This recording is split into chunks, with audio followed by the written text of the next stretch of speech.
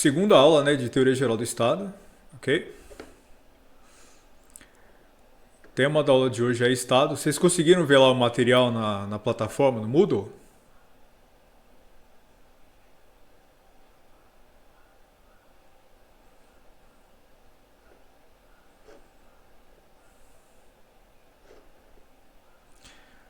Vamos lá, gente. Apareçam, apareçam, vamos bater um papo.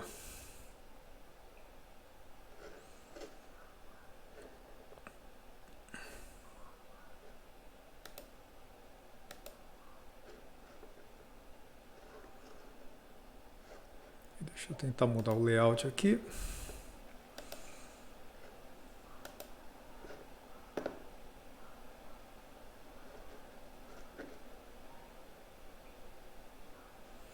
Gente, eu tô apanhando dessa... apanhando desse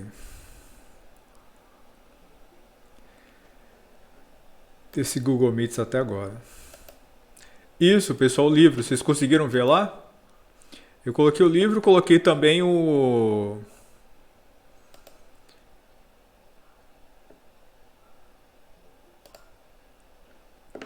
Coloquei também o conteúdo da aula de hoje. Vocês viram lá? Coloquei os tópicos principais que a gente vai discutir, um pouco da discussão sobre Estado. Isso. Aí quando vocês clicam lá, aparece um conteúdo. Vocês conseguiram ler esse material?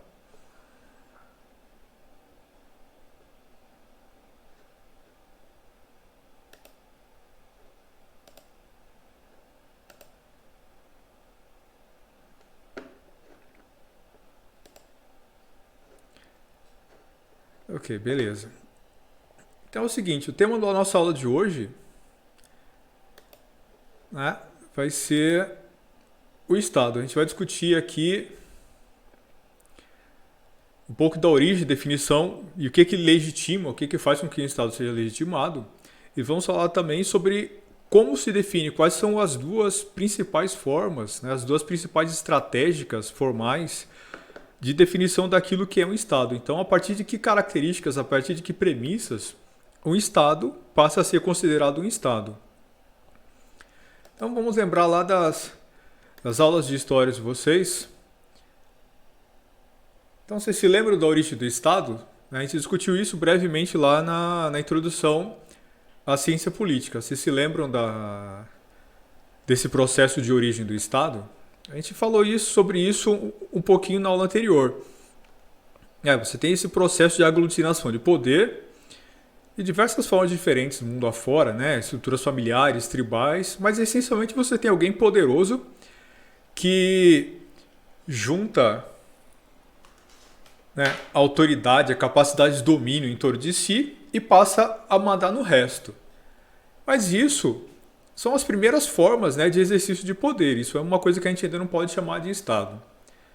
Ao longo do tempo, esse processo de aglutinação acaba se tornando maior, mais sofisticado, porque esse poder passa a ser exercido não apenas sobre as pessoas à volta, né, sobre o grupo próximo, né, de pessoas, sobre a comunidade ao redor, mas esse poder passa a ser exercido, né, em grupos maiores, ele passa a se estender a uma região geográfica maior.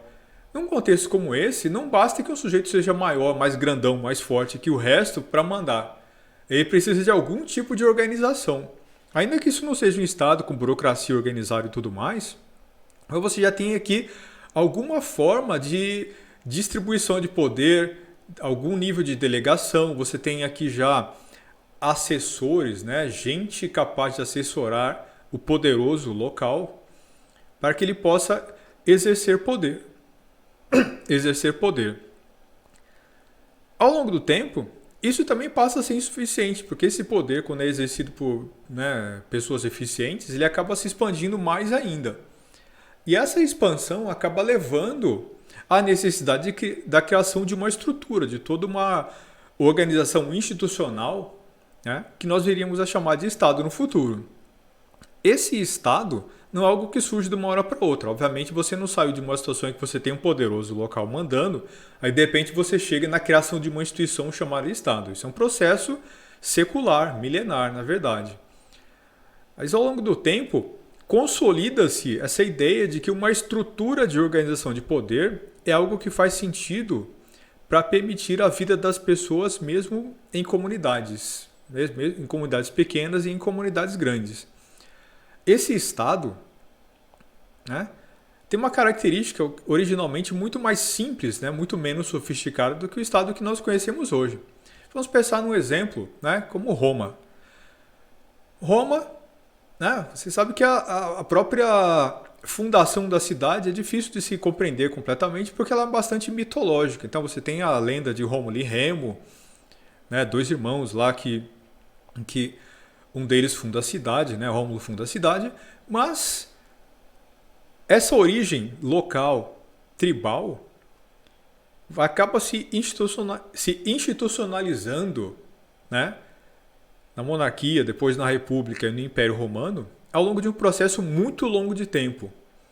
E esse aumento da complexidade do Estado romano acompanha o aumento do tamanho do Estado romano. A lenda original mostra que, né, o Rômulo cava uma vala no lugar que ele achou bonito, que ele achou interessante, e ele disse, né, aqui dentro, né, dentro desse espaço que eu cavei com as minhas próprias mãos, isso vai ser uma cidade e eu vou mandar nesse lugar. Né, obviamente isso é uma origem mitológica, mas isso mostra uma proto-origem, né, de espaço de poder. É uma coisa bem simples, um lugar em que alguém diz, aqui mando eu.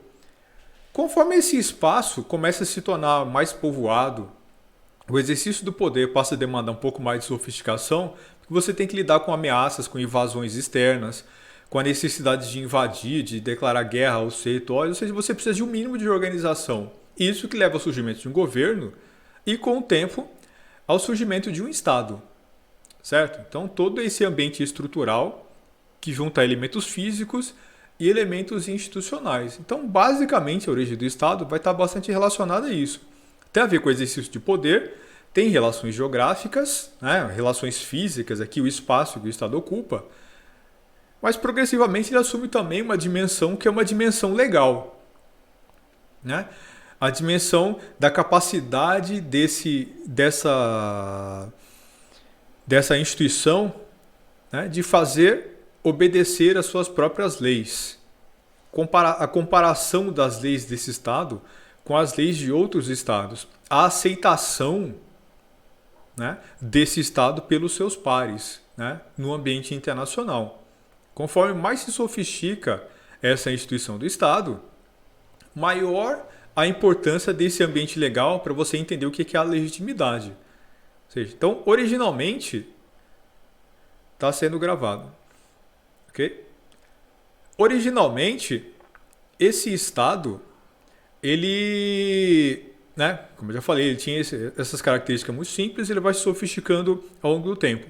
Originalmente, a única coisa que define a existência do Estado é a sua força, a sua capacidade de exercício da violência.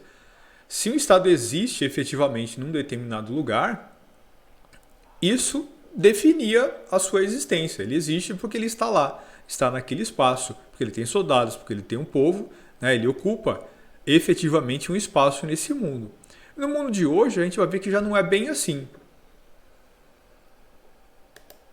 Ok? Então, isso cobre um pouco, né, essa ideia da origem do Estado. Mas e quando a gente pensa em definição? Então, como é que se define um Estado?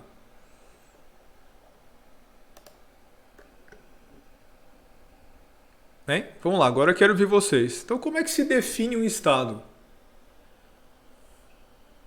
Por exemplo, nós vivemos num Estado brasileiro, não é isso? Nós vivemos num Estado que se chama Brasil. E por quê? O que define esse Estado? O que diz que o Brasil é um Estado? Como é que se estabelece isso? Ou, se a gente tivesse que dar uma definição, qual que seria essa definição? Por que o Brasil é um Estado?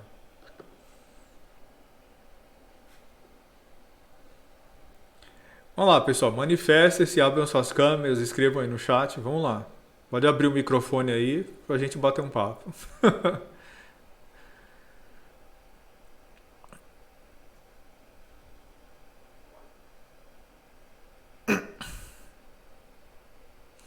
Um estado é um estado porque ele tem leis, território e povo?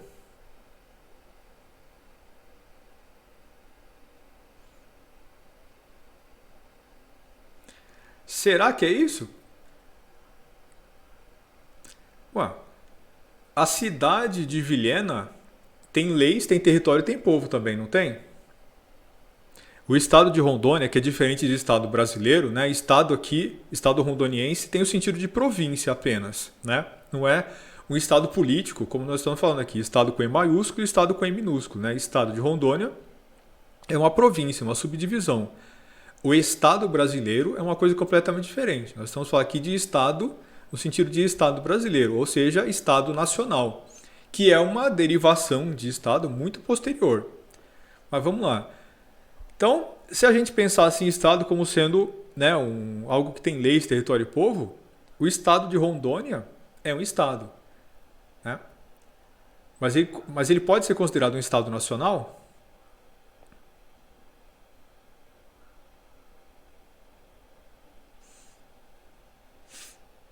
Não é. Não pode. O Estado de Rondônia não é um Estado nacional. Ele tem Estado no sentido de província, então até para parar de confundir, vamos parar de chamar de Rondônia de estado e vamos chamar de Rondônia de província. Tá? A província de Rondônia, que tem leis, tem território, né, e tem aqui toda uma população morando nela, a província de Rondônia é um estado nacional? Né? Ele não é. Então, não é isso. Não basta dizer que se tiver leis, se tiver território e povo, pode ser chamado de Estado Nacional. Então você vê, já é uma definição que a gente pode descartar. Embora, obviamente, sejam elementos importantes daquilo que a gente pode usar para definir Estado. Então, que outra definição a gente poderia buscar para definir um Estado?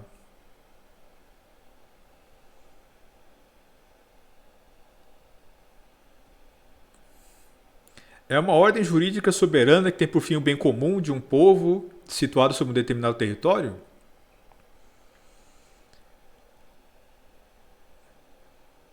Né? Vocês buscarem essa definição em algum lugar aí, pode ser. Mas será isso mesmo? Por exemplo, uma ordem jurídica soberana, então isso se aplica a um Estado nacional, certo? Então, uma ditadura brutal, um Estado onde os líderes não estão nem aí para o bem-estar do seu povo, então não pode ser chamado de Estado? Um Estado que não sirva para o bem-estar do seu povo não pode ser chamado de Estado? Porque se essa definição for verdade, nós nunca tivemos um Estado antes de meados aí dos anos 50 do século 20. Porque só aqui a gente começa a pensar Estado nesses termos de Estado de bem-estar, Estado nacional, que protege, que educa, que está voltado à ideia do bem, da construção de uma ideia de povo. Né? Uma coisa que começa mais ou menos a ganhar forma no final do século XIX e só no século XX isso se estabelece efetivamente. Então, mas vejo que nunca o Estado teve isso, essa ideia de promover o bem do seu povo, como o seu objetivo principal, o seu objetivo primordial. O Império Romano, por exemplo, né, ele era um Estado político constituído e organizado. Mas ele servia simplesmente para servir aos interesses e caprichos dos seus imperadores, depois da sua classe durante a República da sua classe dominante, né, da classe dos patrícios, e no momento anterior da monarquia, né, do monarca romano e também da sua classe senatorial. Servir aos interesses do bem e do povo exatamente é uma coisa que é muito recente. Isso não tem necessariamente ligação com a ideia de Estado. Hoje, alguns tipos de Estado possuem essas características. Mas ao longo do tempo isso nunca foi verdade e hoje só é verdade em alguns lugares, em alguns poucos lugares. Por exemplo, se a gente fosse perguntar para a maioria das pessoas no Brasil hoje, o Estado brasileiro promove o bem do povo? As instituições do Estado brasileiro estão efetivamente interessadas na promoção do desenvolvimento e do bem-estar nacional? O que vocês acham que a maioria das pessoas iria responder? Né? A maioria das pessoas provavelmente responderia que não. Embora ele efetivamente tenha essa preocupação se você olhar para a nossa Constituição. É isso que a nossa Constituição diz, não é? O Estado brasileiro promoverá a igualdade social, a justiça social. O Estado brasileiro não deixa ninguém para trás. O Estado brasileiro promove a democracia. Né? Uma infinidade de elementos subjetivos extremamente importantes que definem, através da nossa Carta Constitucional, o que é o Brasil, o que é o Estado brasileiro e para que ele serve. Então ele tem efetivamente a tarefa de fazer essa promoção do bem. Mas do ponto de vista prático ele faz? Né? Em termos. Algumas pessoas podem considerar que isso é suficiente, outras pessoas podem considerar que isso não é suficiente. Mas será que isso define o Estado brasileiro?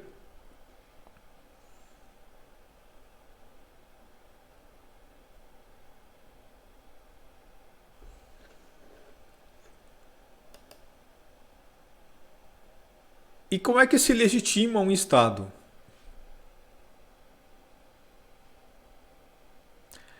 Como é que um Estado pode ser considerado um Estado legítimo?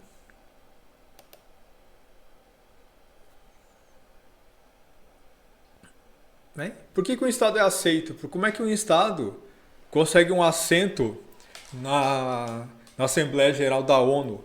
Como é que as pessoas começam a obedecer os seus líderes, né, locais, nacionais, e esse poder é considerado legítimo? Em que momento isso acontece? A partir de que parâmetros, a partir de que premissas isso acontece?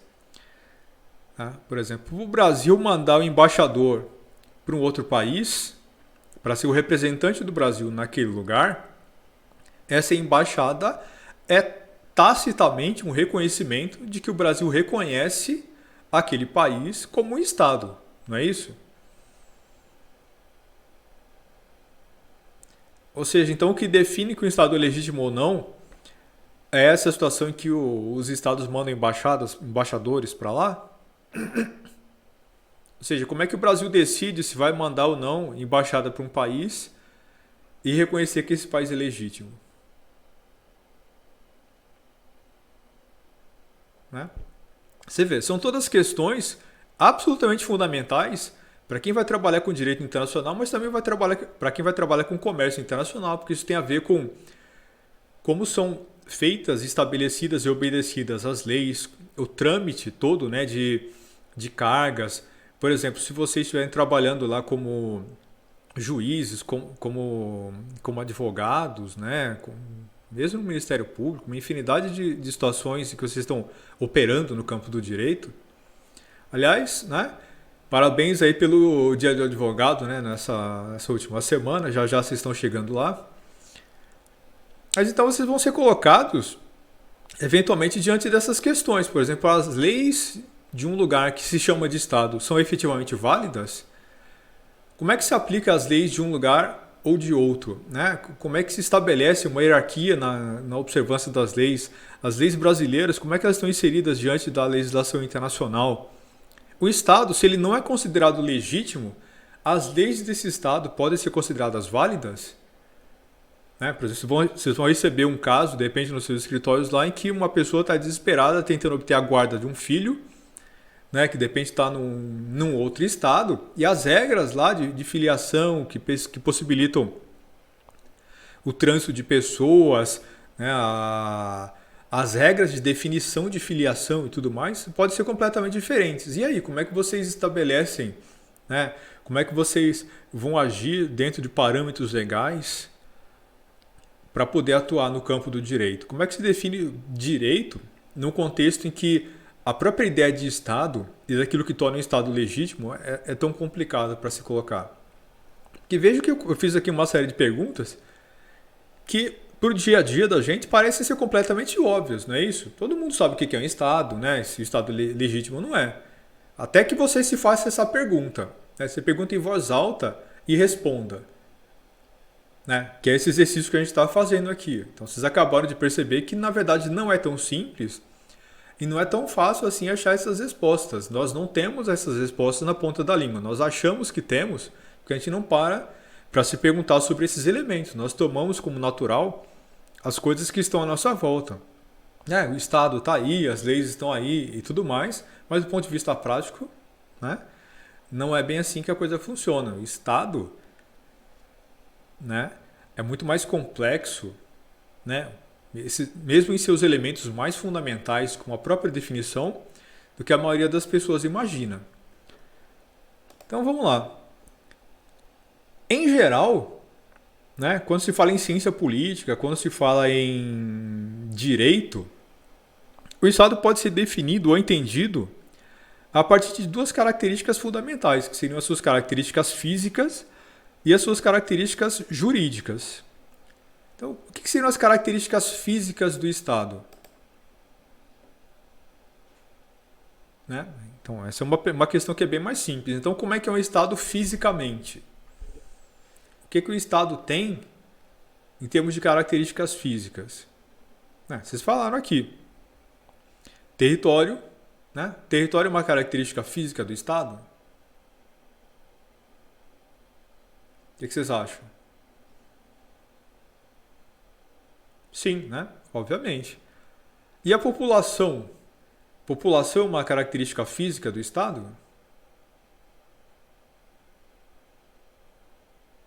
Né? Também. E o que mais a gente pode chamar de característica física do Estado? O idioma? Sim, né? Sim também.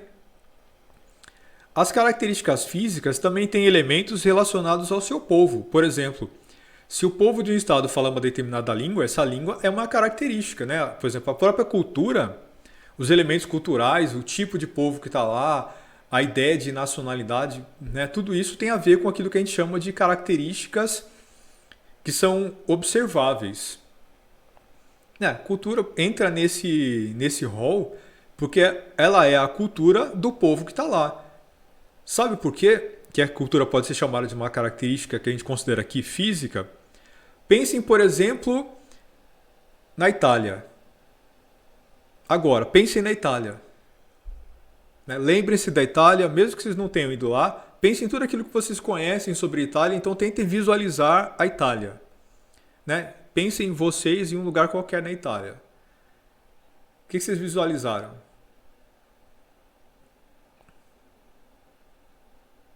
A pizza? Eles provavelmente visualizaram a arquitetura do lugar. Se vocês se imaginaram na Itália, se vocês se imaginaram no lugar, vocês imaginaram o relevo, as montanhas, mas também imaginaram provavelmente a arquitetura do lugar. As casas, o Coliseu, Roma, a Fontana di Trevi, os arcos do triunfo, os diversos estão lá, o Fórum Romano, todos esses elementos. Ou seja, são elementos culturais, são os elementos arquitetônicos do lugar. Basta você olhar para uma foto de qualquer lugar bastante conhecido na Itália que você, de bater o olho, você vai reconhecer. Não, eu sei que isso é Itália. Ou seja, uma foto de um ponto turístico importante, de uma maravilha arquitetônica importante desse país, desse estado, já me permite reconhecê-lo. Vocês viram então como é importante isso? Se você pensa no Japão, quando você pensa em uma série de lugares, você vai imaginar justamente isso. A arquitetura é uma parte absolutamente importante para definir o que é aquele lugar, como você entende esse estado, quais são as características desse estado. Então isso é muito importante. O idioma, será que também não é? Sim, obviamente o idioma também é absolutamente fundamental. Mas e as roupas que as pessoas vestem lá? As vestimentas, a indumentária, isso também não é importante? O que vocês acham? Ou seja, são todos elementos que me permitem entender, pensar, categorizar, catalogar aquele espaço, aquele lugar, aquele estado. Você vê, território, o povo, e todos os elementos são importantes para esse povo, como o seu idioma, sua cultura em geral, a própria gastronomia, né, como vocês falaram, crenças também, elementos da religião naquele lugar. Né? Isso pode ser mais forte em alguns lugares do que em outros. Por exemplo, quando a gente pensa no mundo árabe, qual é a primeira coisa que vem à nossa mente? Né? Quando você pensa na Arábia Saudita, quando você pensa em estados islâmicos, você vai pensar na geografia e, no caso dos países árabes, muito provavelmente na religião. Né? Ou seja, então vejo que isso é, sim, um elemento absolutamente importante, mas ele é visível, né?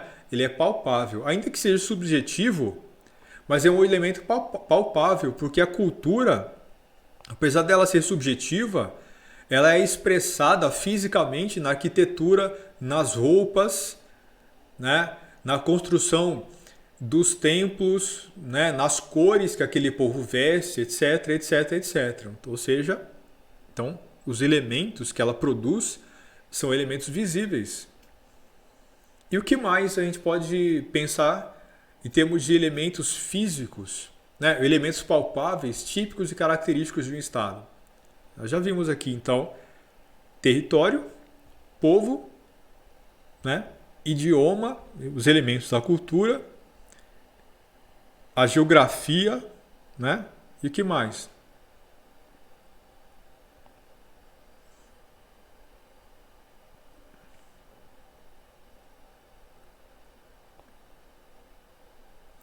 Política, exatamente. Exatamente. Por exemplo, por que a política é um elemento importante para ajudar a gente a identificar um Estado, catalogar, pensar nas suas características, entender como é aquele Estado e por que ele existe? Será que a política é um elemento importante? É absolutamente fundamental. Por exemplo, imagine aqui os Estados Unidos. Quais são as primeiras coisas que vêm à cabeça, né, de qualquer um quando a gente pensa nos Estados Unidos?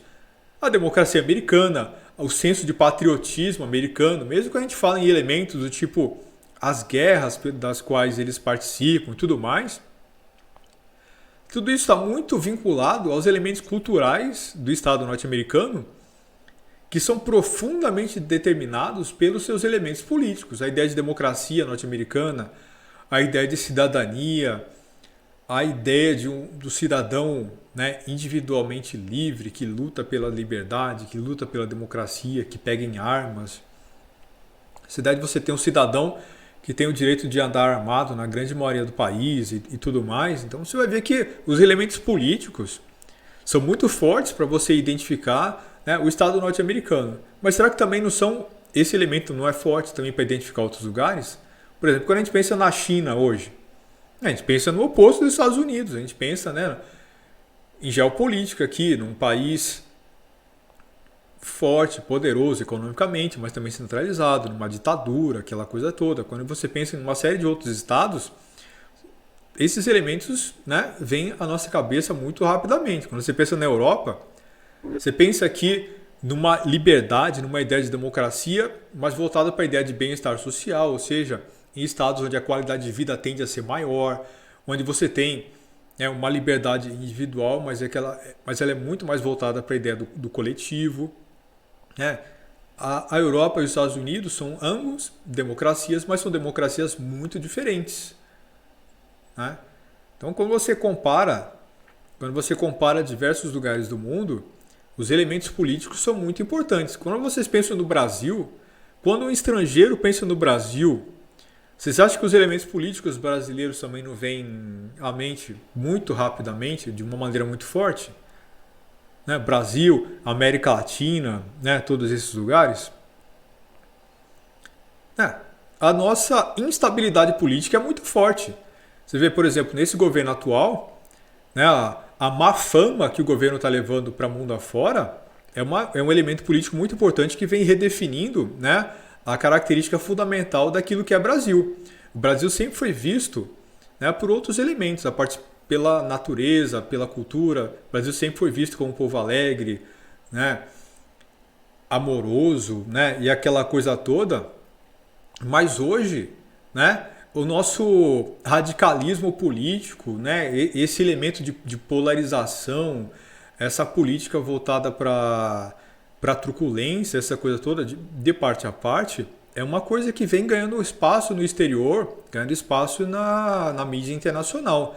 aquele Brasil do homem cordial, o Brasil de gente boa, né? Aquele Brasil de gente que não quer briga, que não tá disposto, né, a adotar essas posturas extremistas, é algo que vem mudando. Ou seja, são elementos políticos que vêm redefinindo aquilo que é.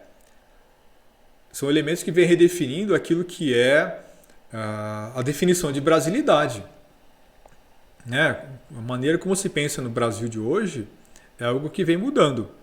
Ou seja, então, um país ele é entendido do ponto de vista físico, né, das suas características físicas, conforme a gente viu lá, por todos esses elementos. Além disso, também, por exemplo, a sua potência militar, não é isso? Sua potência militar, suas características bélicas, tudo isso. São todos elementos palpáveis que ajudam a gente a explicar e entender o que é um Estado. Ou seja, um Estado que existe, ele está em algum lugar, ele tem território, tem povo, ele tem símbolos nacionais, né? Ele tem bandeira, ele tem instituições, né, organizadas, ele tem uma determinada cultura, ele tem elementos palpáveis que mostram para a gente que lá ele está. Né? Nós sabemos como ele é e sabemos que com essas características ele se defende, ele se distingue do resto. A parte militar tem relação com a política, mas não necessariamente. Né? Ele é um elemento que pode ser entendido em si mesmo. Porque, por exemplo, quando você pensa na antiga União Soviética e nos Estados Unidos, são ambos países caracterizados profundamente por um militarismo. Mas, num caso, você tem aqui um Estado militarizado, como é o norte-americano, mas democrático, e na União Soviética você tem um Estado militarizado, definido, né, pelo esse militarismo tanto quanto os Estados Unidos, mas uma ditadura. Você vê, então a política lá significa coisas completamente diferentes, mas nos dois casos eles têm um imenso poder militar. Então, não necessariamente poder militar, por exemplo, pode ser entendido como uma característica definitivamente política, né? Porque, por exemplo, militarismo não significa necessariamente uma ditadura. Então você tem elementos políticos e elementos militares. Essas combinações elas podem se unir de forma diferente entre si. A história de um povo, sim, pode ser entendido como uma característica que o define. Não é? Isso está vinculado aos seus elementos culturais. Por exemplo, quando a gente pensa que na maior parte da Europa, nós pensamos exatamente nos elementos culturais que estão relacionados com a história, com a trajetória daquele povo. Quando as pessoas vão para a Itália, elas vão para lá muito mais pensando na antiga Roma do que naquilo que é a Itália de hoje, não é verdade? Ou seja, a história da Itália determina muito daquilo que ela é hoje. Isso é muito forte, principalmente em países que vivem do turismo histórico. Né? Mesmo o país que tem uma história recente, ela acaba sendo muito importante para definir quais são as características fundamentais daquele povo. Né? Quando se pensa na história americana, a história de como se construiu aquele país, né? Como ele conquistou a independência, como a democracia norte-americana foi construída. Então, todos os elementos políticos, sociais, né, culturais que a gente vê hoje são muito influenciados por essa trajetória histórica. Então, a história define muito daquilo que é esse Estado. Isso é mais visível nesses países antigos que vivem, né, economicamente do turismo histórico. Ok, então um elemento importante para definir Estado está aqui, né, que são todas essas características que a gente acabou de discutir agora. Mas, né, quando a gente pensa em estados atuais, o Estado-nação, o Estado como nós conhecemos hoje, ele pode e deve ser compreendido também a partir das suas características jurídicas. E o que são as características jurídicas do Estado? Vamos lá, contem tudo para mim, não escondam nada. As instituições, o ordenamento, a norma das suas instituições, com certeza, né? Certamente. Mas será que é só isso? Que elementos jurídicos o Estado possui? Vamos começar pelo mais fundamental de todos. Qual que é o elemento jurídico fundamental que constitui um Estado moderno?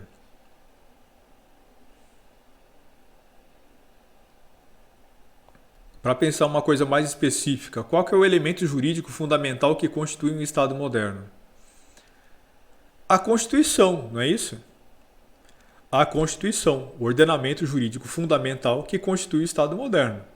A Constituição ela não é a certidão de Estado de um país? A certidão de nascimento de um país?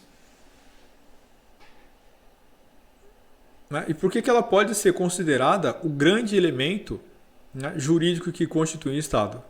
Porque é ela que efetivamente, do ponto de vista jurídico, constitui um Estado, não é verdade?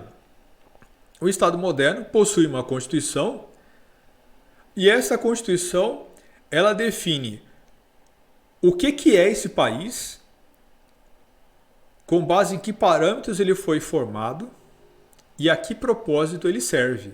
Para que serve esse Estado? Não é isso que diz a nossa Constituição? Se vocês olharem lá o preâmbulo da Constituição brasileira, o que está dito no preâmbulo? Né? Na sua parte inicial. Né? O que está colocado lá são as características fundamentais, os valores fundamentais sobre os quais o Estado brasileiro, né, nasceu.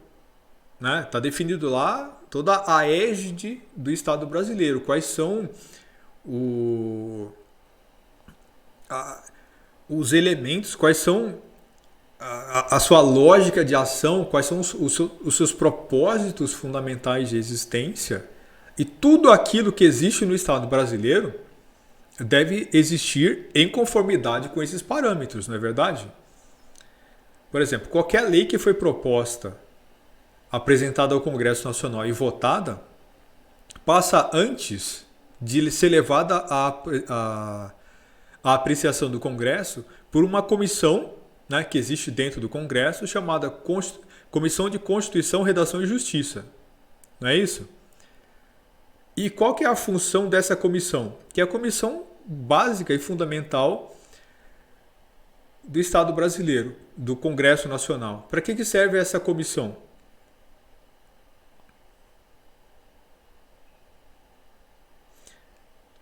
Para que serve a Constituição, a Comissão de Constituição, Redação e Justiça?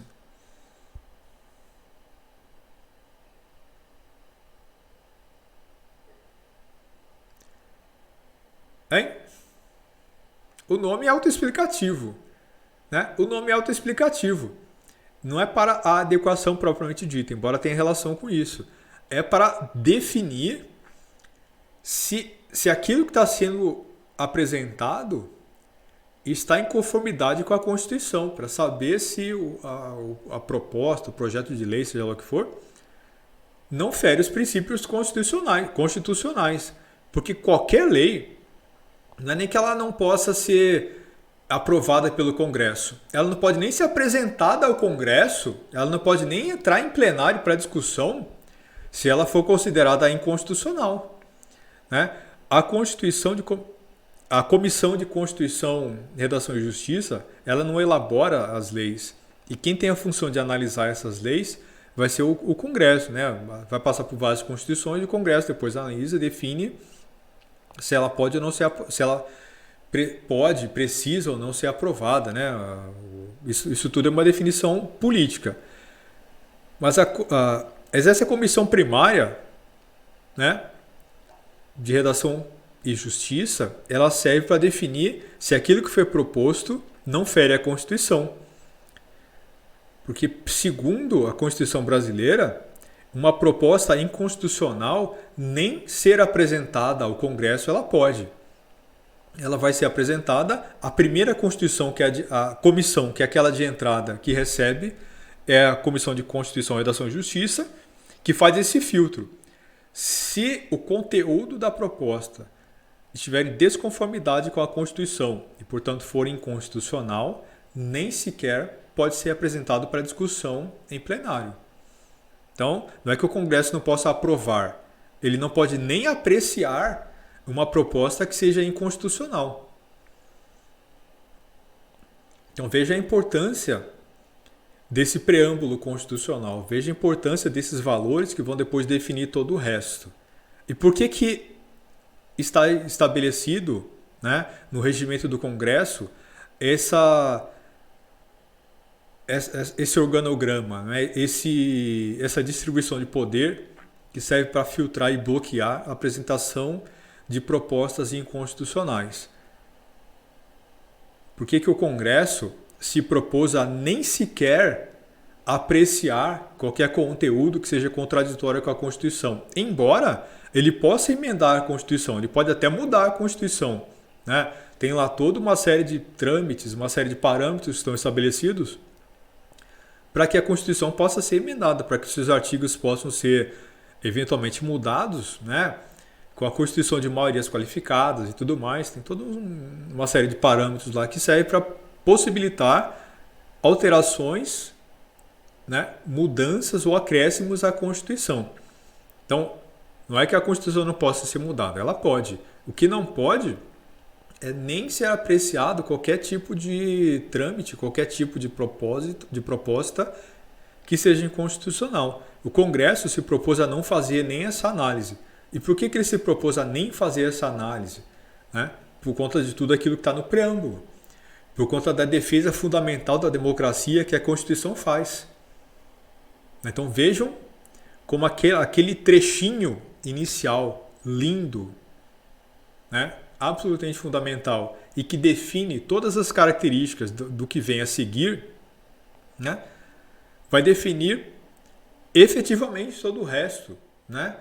Todos os trâmites, todos os regimentos internos, todos os parâmetros, todos os elementos daquilo que é o Estado brasileiro, de que são as suas normativas, mas não só as normativas do ponto de vista legal, mas a própria forma como o Estado e a sociedade funcionam, né? Isso está espalhado para todo o resto. Por exemplo, o Código de Defesa do Consumidor, né? Um código muito específico de defesa do consumidor que coloca toda uma série, né, de elementos lá que protegem o consumidor nas suas relações, né, com o comércio, né, do qual esse consumidor compra. Agora veja que ela é uma lei que cria uma disparidade aqui muito importante.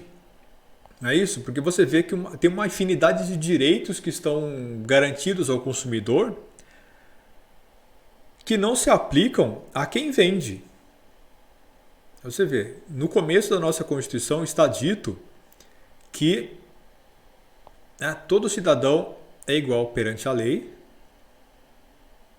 A Constituição serve para promover a igualdade, né, combater a desigualdade, mas ela tem uma série de dispositivos, como o Estatuto da Criança e do Adolescente, o Estatuto do Idoso, a Lei Maria da Penha, né, o Código de Defesa do Consumidor, que cria uma relação diferenciada entre pessoas, entre grupos dentro da sociedade, protegendo mais uns do que outros. E por que ela faz isso? Então, você vê, a ideia de você promover o bem, promover a justiça, está relacionada com você dar uma proteção adicional àqueles que não têm a possibilidade de se defender sozinhos. A Constituição brasileira diz na sua parte inicial que aquele que não tem a chance, a capacidade, a possibilidade de se defender, será defendido pelo Estado, através de legislação adicional. Que é o que garante, por exemplo, que as leis trabalhistas protegem mais, elas se referem muito mais a uma proteção do trabalhador do que a mera regulamentação neutra de relações de trabalho. Vocês entenderam isso? Então veja que toda a lei, todo artigo, todo tipo de proposta que está sendo colocado, está sendo apresentado ao Congresso, segue esses parâmetros. Veja que todos esses dispositivos legais que eu mencionei, eles têm as mesmas características fundamentais. São todos eles os mais conhecidos do sistema normativo brasileiro, não é isso? Estatuto do Idoso, da Criança e do Adolescente, Lei Maria da Penha, as leis trabalhistas, o Código de Defesa do Consumidor. O que todos eles têm em comum? oferece garantias adicionais a uma população considerada vulnerável. E onde é que isso está definido na Constituição brasileira? No seu próprio preâmbulo, que define como o Estado brasileiro funciona e, portanto, como o seu sistema legal funciona. Veja que ele define todo o resto, ele define todas as características do Estado brasileiro.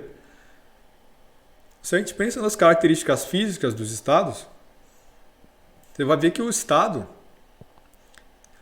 por exemplo, quando a gente pensa em território, quando a gente pensa na sua capacidade militar, ou seja, nesses elementos físicos, né, que explicam o que é o Estado, eles definem a natureza desse Estado. Um Estado com grande extensão territorial, um Estado com grande capacidade militar, um Estado que tenha, né, um determinado tipo de povo, uma determinada cultura muito específica, ele vai ter todas as suas características definidas por isso. Então, veja como o tamanho de um Estado define o resto das características desse Estado. Vocês estão entendendo onde eu quero chegar? Um Estado muito grande vai precisar de dividir o seu território em províncias, ele vai precisar criar toda uma burocracia bastante mais ampliada, porque ele precisa fazer com que o poder chegue, aos rincões que são muito longe, que são muito distantes. Ele vai precisar de uma infinidade de instituições diferenciadas para fazer com que o poder chegue lá, para garantir as leis, para garantir as benesses do Estado a todo o seu território. Esse Estado, com grandes dimensões territoriais, provavelmente vai ter que se impor mais, ele provavelmente vai ter que ter um exército bem maior. Ou seja, então, o orçamento desse Estado vai ser definido de uma maneira bastante diferente. E Estados muito grandes, territorialmente, Estados muito maiores, por mais ricos que eles sejam, eles tendem a ser muito mais desiguais, por exemplo, do que Estados menores. Se a gente compara Estados Unidos com a Europa, vejo que Estados Unidos, mesmo que seja o país mais rico do mundo, são muito diferentes do contexto europeu. Muito mais igualdade social, muito mais riqueza, muito mais. A distribuição da riqueza é muito maior, muito melhor na Europa do que nos Estados Unidos. A própria dificuldade de distribuir essa riqueza por todo o seu território é muito maior lá. Vejo que, apesar do tamanho da riqueza que existe nos Estados Unidos, a pobreza é infinitamente maior lá do que é na Europa. Infinitamente não, mas muito maior. Se vocês pegarem estatísticas, vocês vão ver que existe muito mais pobreza, muito mais favelas, muito mais dificuldade, portanto, de promover essa... Não igualdade, porque vejo que, do ponto de vista jurídico, a Constituição americana nunca se propôs a promover a igualdade. Ao contrário das constituições europeias e da Constituição brasileira. Então vejo que isso também vai definir o que é aquele Estado. Mas vejo que as características físicas desse Estado vão definir um monte de coisas. No caso das características jurídicas, acontece exatamente o mesmo. Por exemplo, no caso brasileiro, o fato de que a nossa Constituição prevê logo de início a promoção da igualdade, isso vai determinar uma infinidade de outros elementos. Por exemplo, todos esses estatutos que eu acabo de mencionar. Certo? Só que as leis de um Estado, elas definem internamente o que é esse Estado e como ele funciona. Então veja a Constituição americana, que é aquela Constituição curtinha, alguns poucos pontos que depois foram sendo emendados, mas eles têm uma Constituição curtíssima, Você escreve ela numa página. A Constituição brasileira é um livro, A Constituição americana é uma página. Vejam a diferença que tem aqui. Não quer dizer que eles tenham poucas leis, porque na verdade lá as jurisprudências, eles têm um monte de outros dispositivos legais que não são propriamente chamados de lei, mas que têm força de lei. Então a legislação americana é bastante ampla, quase tão ampla quanto a brasileira. Só que ela é distribuída de uma forma diferente. Mas ainda assim, vejo que a legislação norte-americana ela é bem menos...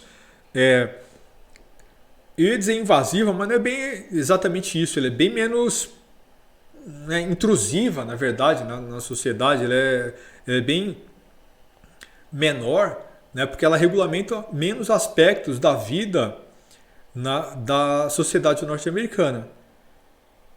Sim, João, é isso mesmo. Cada estado tem uma constituição. Hoje em dia é assim. né? De um modo geral, então se pensa na Constituição como uma carta fundamental que define como o Estado é. Embora essa Constituição possa significar, dependendo de cada Estado, coisas bastante diferentes, né?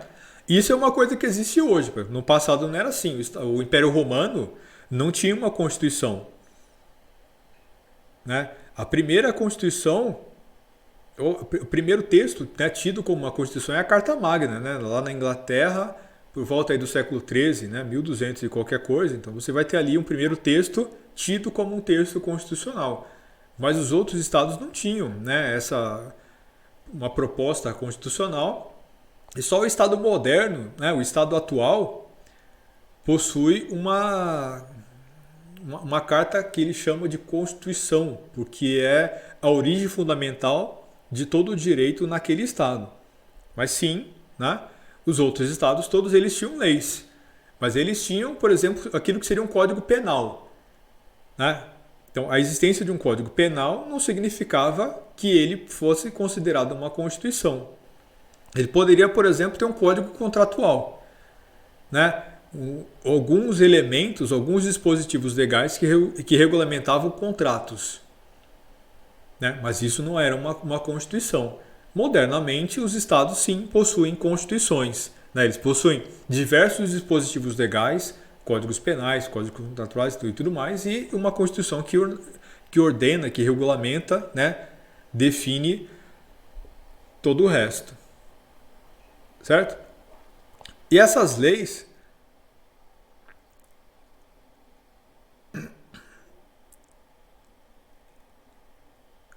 é que essa lei de Italião aí, na verdade, isso é inspirado no Código de Hammurabi, né? Um dos primeiros códigos que existe lá na aurora da humanidade, né?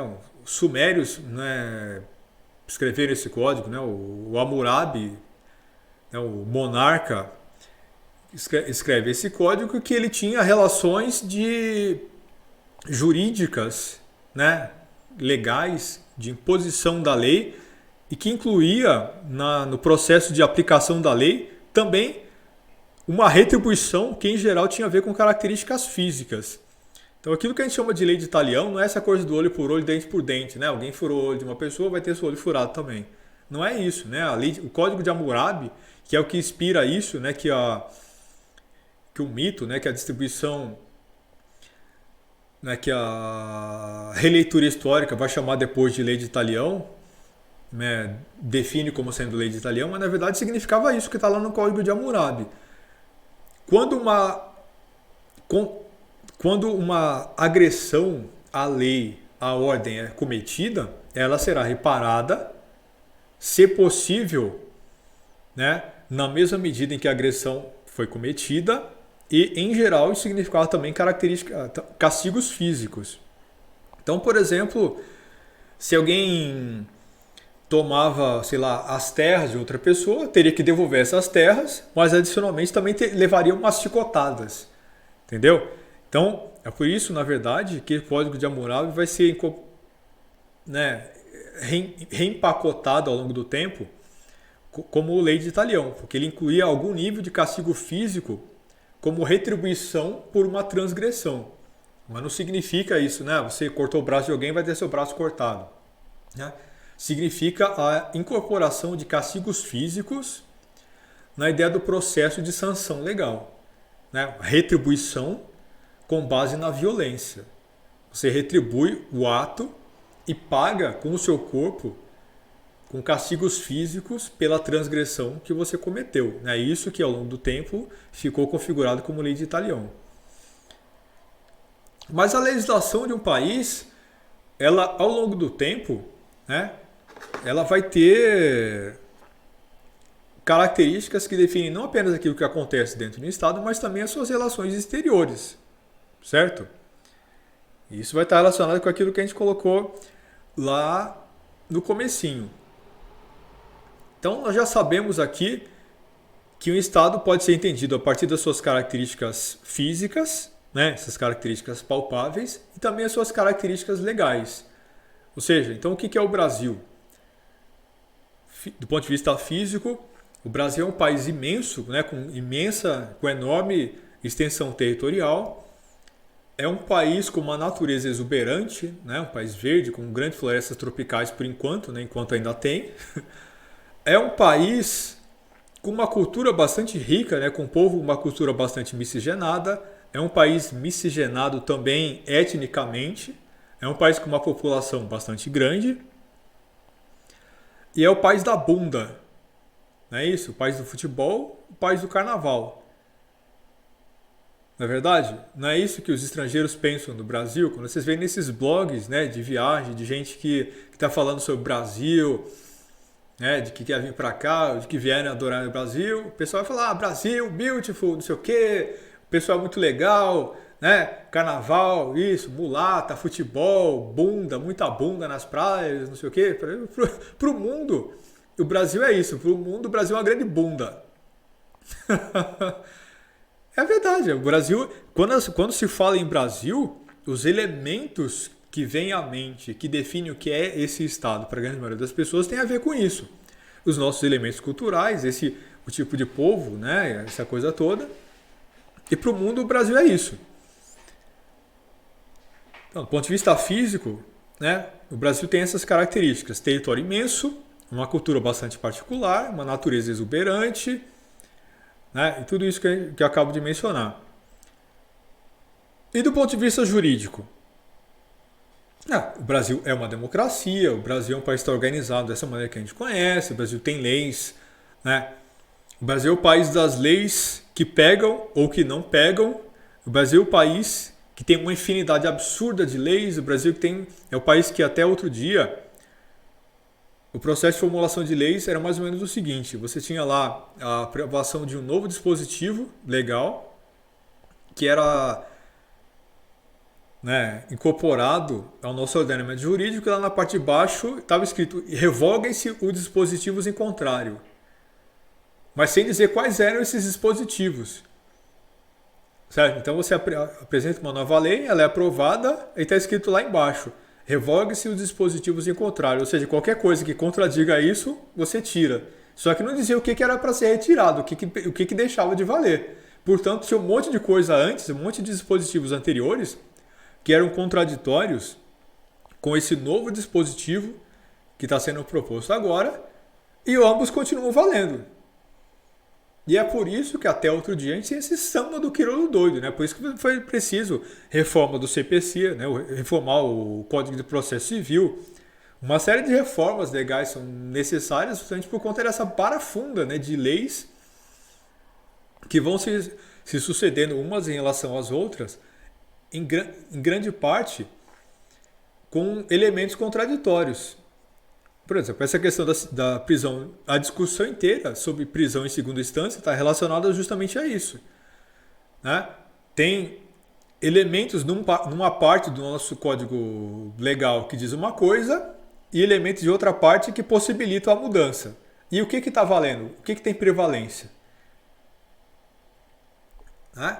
Aí você tem dispositivos que servem para definir isso, né? Então, o que vale, porque você vai categorizar a lei. Em cada caso específico, qual é o dispositivo legal que tem prevalência. A própria a aplicação de penas, né, tem a ver com isso. Depois vocês vão ver lá na Direito Civil, a LINDB lá, né, ou seja, vai ter uma série de parâmetros que definem o que se aplica em cada caso quando existem legislações que são superpostas umas em relação às outras. Mas o ponto é, você tinha uma bagunça antes que era muito maior do que isso, porque você tinha não só sobreposição, em que os artigos, né, partes da lei diziam coisas moderadamente diferentes, mas dentro do mesmo sentido, né, só que algumas, por exemplo, podiam propor penas mais brandas do que outras, mas antes o que nós tínhamos era realmente contradição, né? Você tem uma coisa dita num ponto e uma coisa diferente dita em outro lugar. Então, até se mudar isso, leva bastante tempo. Grande parte da dificuldade de se aplicar direito no Brasil, de se aplicar as leis no Brasil, tem relação com isso. Por isso que qualquer problema de aluguel, né, um contencioso relativo ao aluguel no Brasil, podia perfeitamente parar lá no Supremo. Né? Um cara com um bom advogado ia contestar a cobrança de aluguel no Supremo, porque você tem aí uma série né, de brechas na lei que permitiam isso. Então, assim, a dificuldade de definir o que se aplica a cada caso era tão grande, né, que uma questãozinha simples, que jamais poderia subir para instâncias superiores, nem a segunda instância não poderia ir, acaba parando no Supremo. Né? Então, grande parte da dificuldade de se aplicar leis no Brasil tem relação com isso.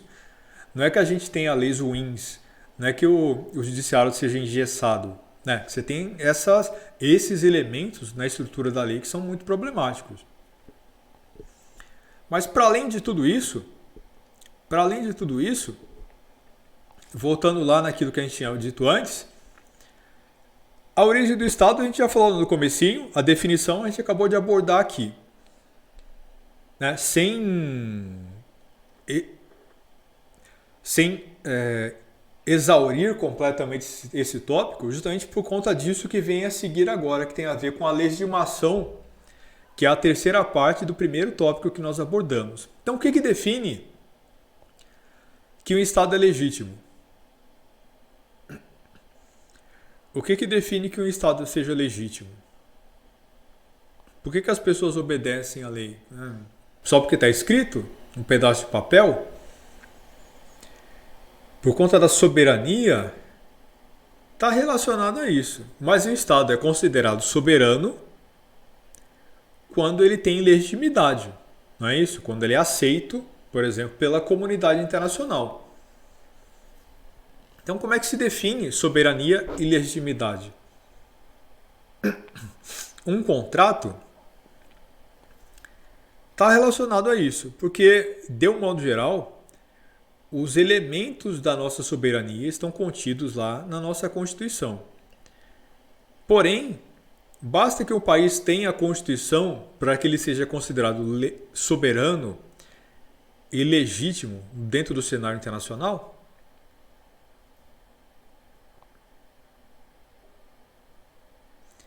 Exemplo. Se eu pegar aqui o jardim da minha casa, né? Se eu pegar o jardim da minha casa,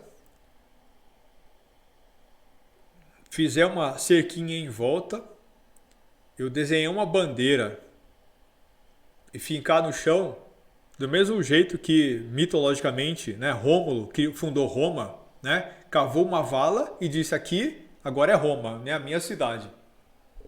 Se eu fizer isso aqui no quintal de casa, né, ficar uma bandeira e dizer é meu. Não porque é minha casa, né? É o meu estado, meu país. Aí eu escrevi uma constituição do meu país e dizer, tá aqui a minha constituição.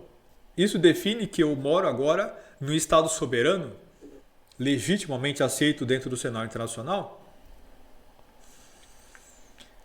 Então, mas em tese, todos os países que existem no mundo hoje são fundados desse jeito que eu acabei de dizer para vocês.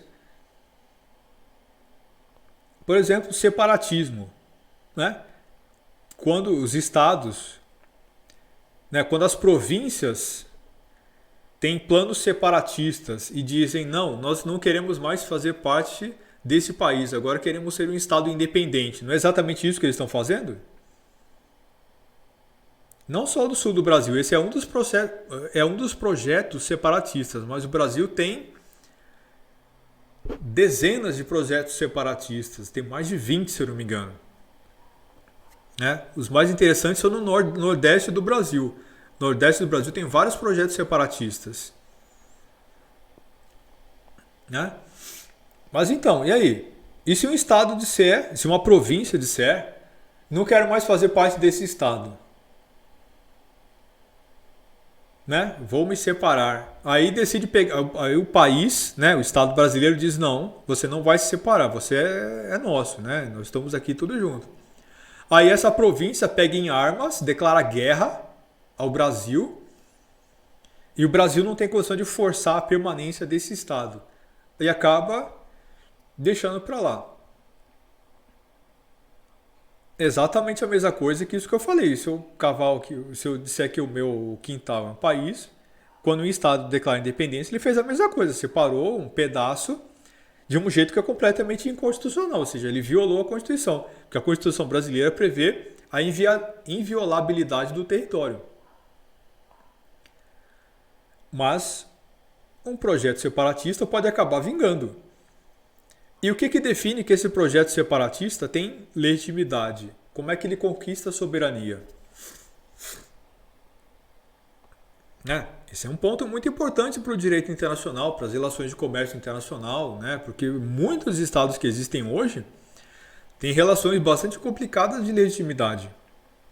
E se uma invasão externa, por exemplo, vem e toma uma parte do nosso território, tem um monte de elementos que estão colocados aqui. Como é que se define, ou como se redefine as fronteiras de um determinado estado, de um determinado país? Está relacionado a isso, com a legitimidade tem a ver com reconhecimento. Agora, vamos a exemplos específicos para mostrar como isso é complicado. Vocês conhecem um país chamado Taiwan? A antiga ilha de Formosa? Sim, Taiwan tem território? Sim, acabei de dizer que é uma ilha, portanto ela existe fisicamente em algum lugar. Taiwan tem bandeira? Tem, depois vocês podem buscar aí a bandeira de Taiwan, vai ter um hino nacional, tem exército, tem população em Taiwan? Óbvio. Ou seja, então Taiwan é uma ilha que tem um estado, um país que tem território, que tem povo, que tem exército, que tem bandeira. Tem Constituição? Sim, tem Constituição. Tem uma Constituição, Taiwan. Inclusive, o exército taiwanês é mais poderoso do que boa parte dos países da América do Sul. Tem muito mais extensão territorial do que o Vaticano, do que o Principado de Mônaco, a República de San Marino, Luxemburgo, Liechtenstein, que são todos estados europeus muito pequenos. Mas lá perto, Brunei, o sultanato de Brunei, fica próximo a Taiwan, é muito menor. Tem um exército muito mais fraco, muito menos população. Mas e aí, Taiwan é um estado? É um estado nacional, Taiwan? É no Paraguai. O Paraguai reconhece Taiwan como um estado nacional, ou pelo menos era até outro dia, não sei se isso já mudou.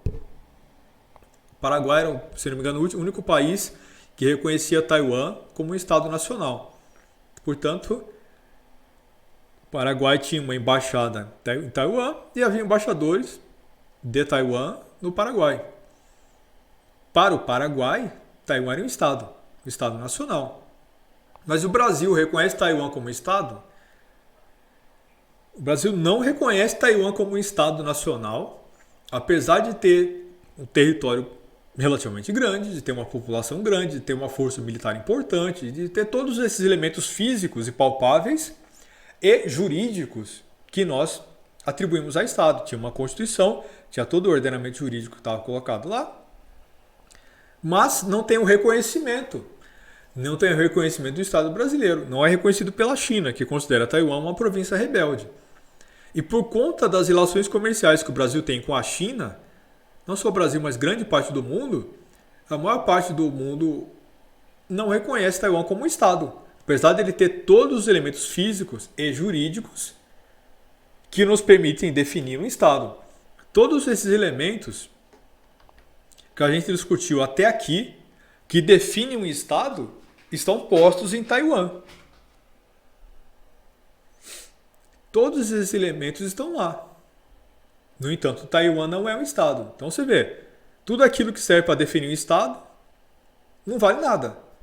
Que basta alguém dizer, não é um Estado que ele deixa de ser. Então veja como vocês viram como é complicado, como é problemático pensar em termos de definições prontas e acabadas? Não basta que a gente saber a definição do que é um Estado para efetivamente você conhecer um Estado, para você saber inclusive se um Estado existe ou se ele pode existir ou não. Porque não é isso, não é a definição que efetivamente define um Estado.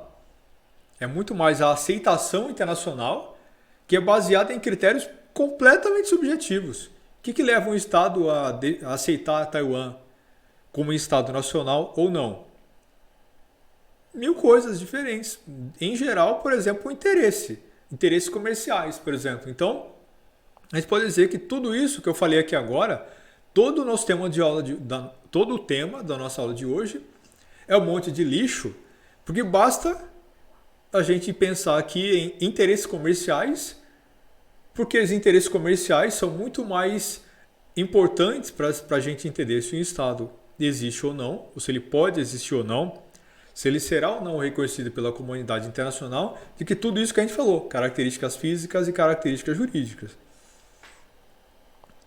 O separatismo na Catalunha, mas não só na Catalunha, no País Basco, na Escócia, né, lá na Inglaterra, em uma infinidade de outros lugares, ele é permeado exatamente por isso. Por exemplo, a Catalunha, né, que vocês mencionaram aí. A Catalunha tem um território? Tem, e é um território grande, bem maior inclusive do que Taiwan, não é isso? A Catalunha tem um povo, tem uma tradição, tem uma cultura histórica, ela existe milenarmente, ela tem um idioma próprio, ela tem uma bandeira própria, ela tem inclusive legislação própria, vejo que tem tudo isso, mas não é reconhecida como um Estado.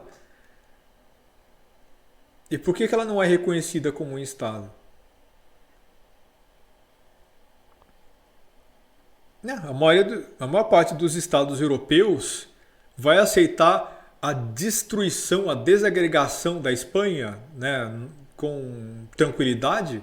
Absolutamente não. Até porque, como eu já falei, existem muitos e muitos processos separatistas em todo lugar. Tem na Bélgica, tem na Holanda, né, uma questão territorial ali colocada, na Itália tem um monte, né, porque justamente por conta da maneira como o Estado Nacional foi constituído.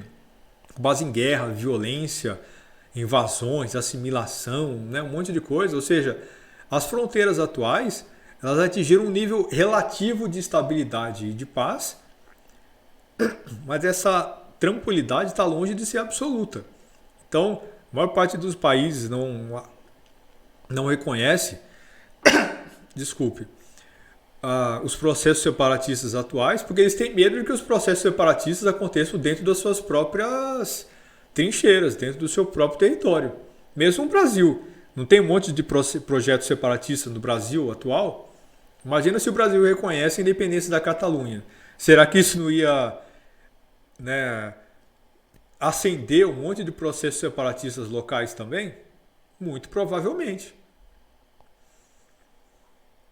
Vocês viram então como é complicado isso? Tudo isso que a gente falou na aula de hoje, toda a definição formal do direito, da política, né, do que é um Estado, essa coisa toda, balela, porque do ponto de vista prático, o que se impõe é a realidade.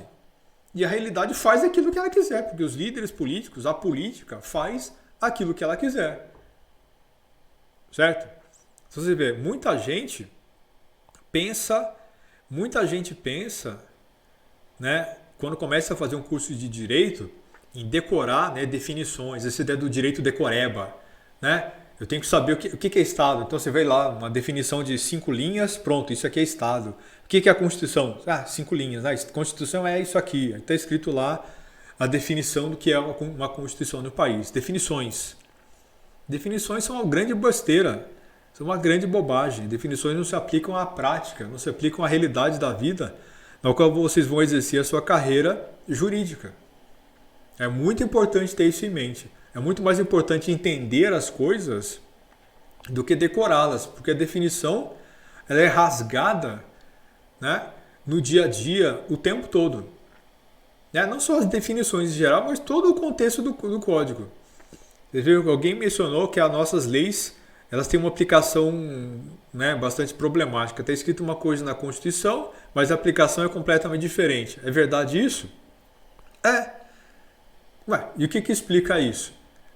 Simplesmente essa inadequação entre o fato, a realidade e aquilo que é a expectativa e o que está no papel.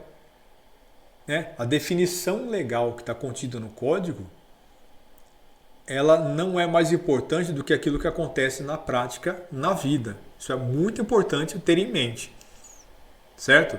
Eles vão decorar um monte de coisa, vão entender um monte de coisa sobre direito para passar nos concursos, né?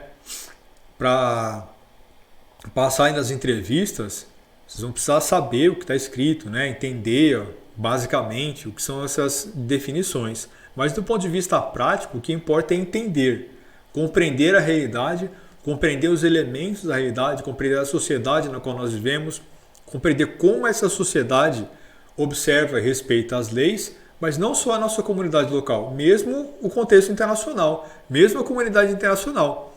Porque você precisa saber disso, como é a comunidade internacional, como ela funciona, como funciona o jogo de interesses, como funciona esse cenário internacional, para saber, inclusive, por que os estados existem e são reconhecidos ou não, como legítimos, como soberanos.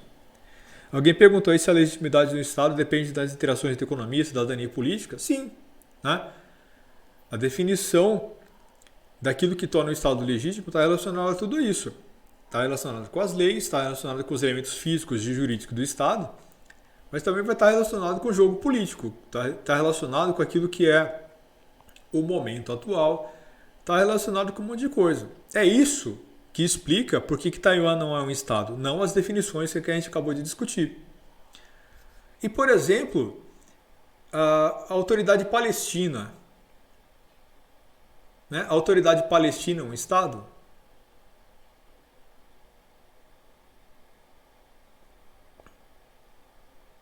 Né? O Brasil reconhece a autoridade palestina como um Estado. O Brasil reconhece a legitimidade, portanto, a soberania da autoridade palestina, e o Brasil aceita a autoridade palestina como um Estado. Mas a maior parte do mundo reconhece a Palestina como um Estado? Não. Para Israel é exatamente isso. Israel não declara formalmente que não reconhece a Palestina e que quer dominar completamente a Palestina e extinguir o território palestino, mas do ponto de vista prático é isso que ele faz. A maior parte dos estados não reconhece a autoridade palestina como Estado, né? Por conta das suas relações com Israel, por conta de questões que são religiosas, questões que são culturais, certo? Nada tem a ver com as definições que a gente montou aqui. Agora veja que coisa interessante. Essa autoridade palestina tem território? Tem um território soberano, um território que ela pode, né, riscar no chão e dizer aqui vale a nossa lei? Né? Portanto, essa relação entre uma lei, um território nacional, a lei do território nacional, a autoridade palestina tem isso? Não tem. Ela até tem lá, né, as suas propostas legais e tudo mais, mas do ponto de vista prático, a Palestina é um território invadido, é um território ocupado. Né? Israel cerca, mura aquela região, cerca o território palestino, cria um regime de apartheid, né, do ponto de vista prático e do ponto de vista legal, que elas não permitem a livre circulação de palestinos. Portanto, a lei palestina não tem valor, ela só vale se Israel permite. Portanto, a autoridade palestina não tem soberania, porque ela não tem capacidade de impor as suas próprias leis dentro do seu território. Portanto, a autoridade palestina não tem um território, porque ela não tem autoridade sobre esse território. Ela não tem autoridade sobre esse território, ela não tem uma lei efetivamente nacional.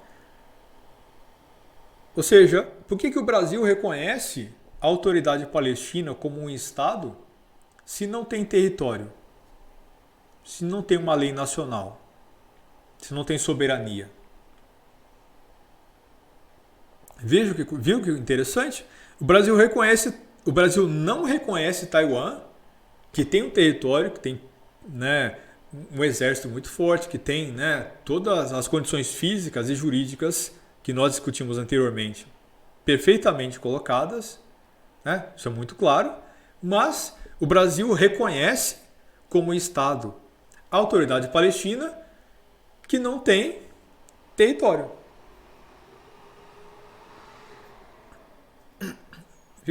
Viu como os negócios viram como um interesse que foge daquilo que é definido pelo campo do jurídico, né, acaba determinando, no final das contas, esse processo de determinação de legitimidade.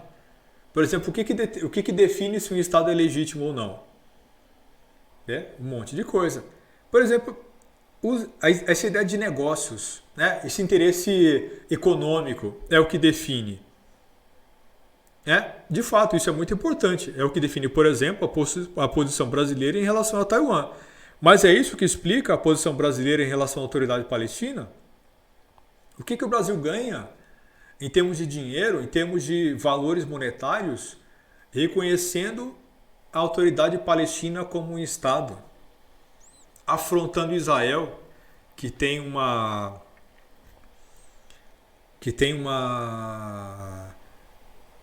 um volume de transações comerciais muito maior com o Brasil do que a autoridade palestina.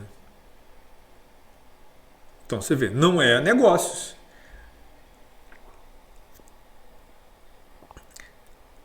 Não é a explicação de por que o Brasil reconhece a autoridade palestina como um Estado, não tem a ver com negócio. Alguém mencionou aí o Lula atendendo o pedido de reconhecimento, né, da própria autoridade palestina, mas a Catalunha também pede o tempo todo, né? Uma infinidade de outros estados, né, pretensos estados, também pede reconhecimento internacional o tempo todo. E por que alguns são atendidos e outros não? Você vê, nesse caso específico da autoridade palestina, nós já podemos descartar aqui o interesse econômico. Então, haverá outros elementos. Nesse caso específico, nós podemos mencionar aqui elementos morais. Por exemplo, uma autoridade palestina, uma Palestina brutalizada, invadida, você vê os cidadãos palestinos sendo tratados como cidadãos de segunda classe, e um contexto de guerra permanente ali que cobra um preço muito alto em vidas.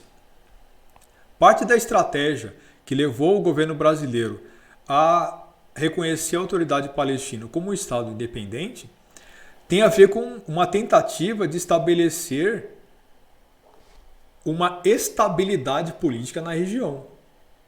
O Brasil reconhece o direito à existência por parte do Estado israelense, mas por uma questão de coerência, por uma questão de lógica e até de moral, também reconhece o direito da autoridade palestina à existência. Alguns países árabes não reconhecem Israel porque acham que Israel tem que ser destruído.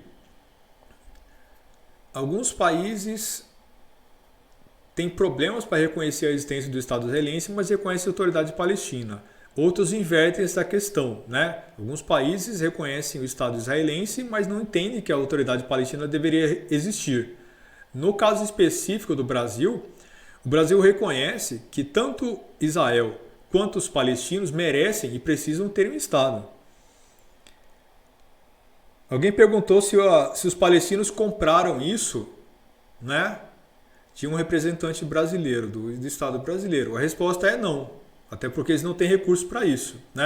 Se alguém fosse comprar, seria Israel, que tem muito mais dinheiro, que tem muito mais capacidade de projetar poderio econômico. Então é importante a gente entender isso, a partir de uma lógica que é desapaixonada, de uma lógica que não é voltada para aquilo que nós pensamos politicamente, e sim pensar nas estruturas políticas da sociedade brasileira. Até porque, até aquele momento histórico, embora a política externa brasileira tivesse, dependendo de cada governo, uma guinada mais para um lado ou mais para o outro, essa questão, por exemplo, do reconhecimento da autoridade palestina, se vocês estudarem a documentação política produzida, a documentação produzida pela diplomacia brasileira, a diplomacia brasileira vem lutando por isso, há muitas décadas. Isso é perfeitamente coerente com a postura geopolítica do Itamaraty, do Ministério das Relações Exteriores, ao longo do tempo.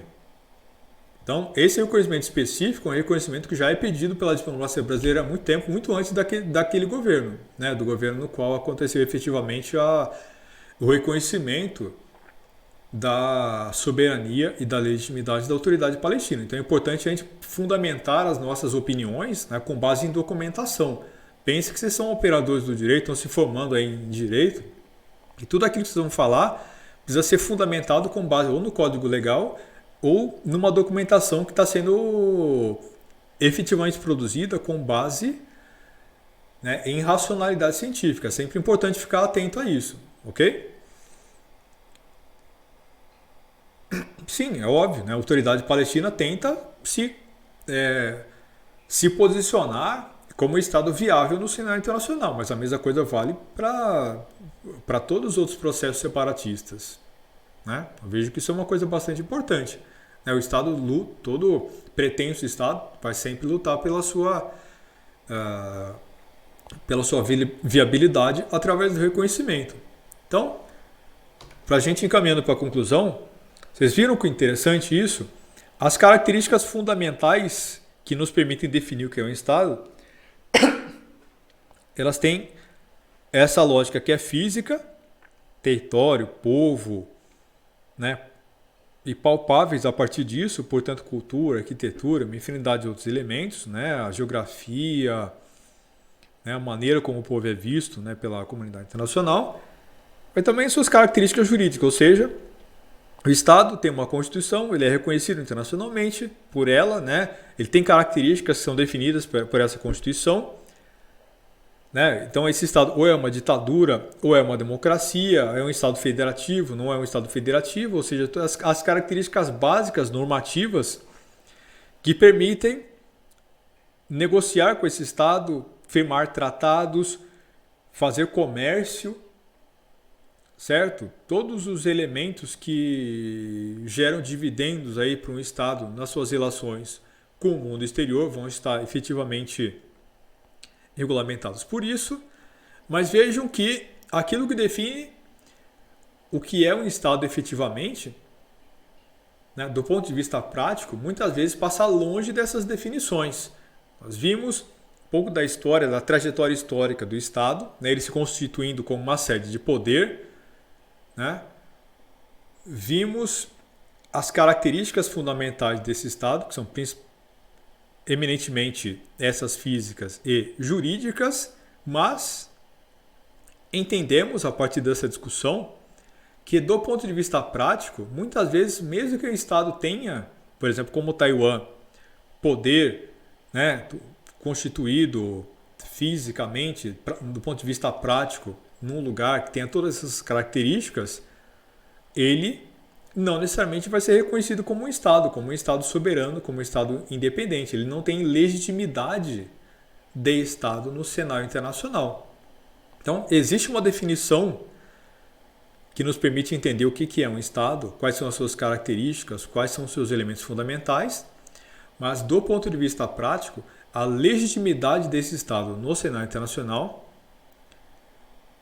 pode perfeitamente ignorar tudo isso e se basear em critérios outros, econômicos muitas vezes, mas em outros casos esse critério pode não ser econômico. No caso brasileiro, vejo que nós reconhecemos Taiwan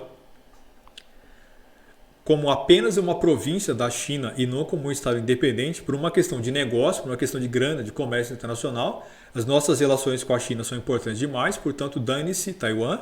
É isso que o Estado brasileiro diz quando ele não reconhece Taiwan como um Estado independente, apesar de ele ter todas as características de um Estado nacional.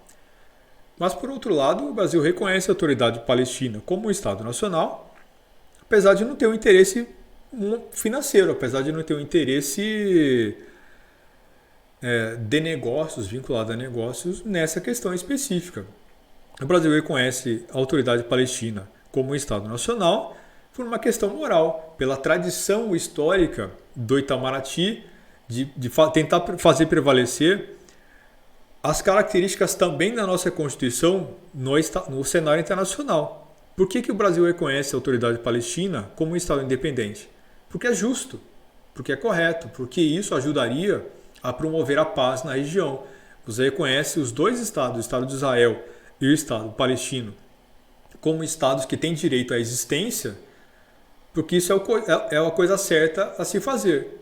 E de onde vem esse interesse em fazer prevalecer a coisa correta, a coisa certa, do preâmbulo da nossa Constituição. A Constituição brasileira diz que o Estado brasileiro deve fazer isso. Apesar do Estado brasileiro ignorar completamente essa questão, no caso taiwanês. Vocês viram que complicado? A gente tem um monte de definições que dizem o que é um Estado e tem uma Constituição brasileira que diz como o Estado brasileiro deve agir. Inclusive, essa é uma característica fundamental do que é o Estado brasileiro. Do ponto de vista prático, a realidade faz o que quiser. Do ponto de vista prático, as coisas são muito diferentes. É importante entender isso, de onde vêm essas diferenças, de onde vêm os elementos que nos permitem definir o que é um Estado, definir quais são as características fundamentais desse Estado e definir também porque muitas vezes elas são ignoradas. Certo? Então é isso, pessoal. Alguma dúvida? Isso é direito internacional, mas a mesma lógica vale para tudo, vale para todos os elementos do direito brasileiro. Vejo que a aplicação das leis no nosso dia a dia, o tempo todo, ela está vinculada a esse tipo de questão. Isso tem a ver com o direito internacional, mas a mesma lógica se aplica a todo o resto. Certo? Alguma dúvida? Tudo tranquilo? Ok, pessoal, então encerramos por aqui. Procurem lá o livro que eu indiquei para vocês, né, o do Celso Bastos, Teoria Geral do Estado e Ciência Política, um livro interessante, ele é bem simples, né, muito tópico. É fácil achar aí os PDFs para baixar, ok? É isso, pessoal, abraço, até a próxima. Não deixe de ir lendo a sequência do livro, que a gente vai usar ele como base para as nossas próximas discussões. E como vocês já viram, o link para as próximas aulas vai ser sempre esse aí. Então deixa anotado para a gente toda quarta-feira começar a nossa conversa por aqui.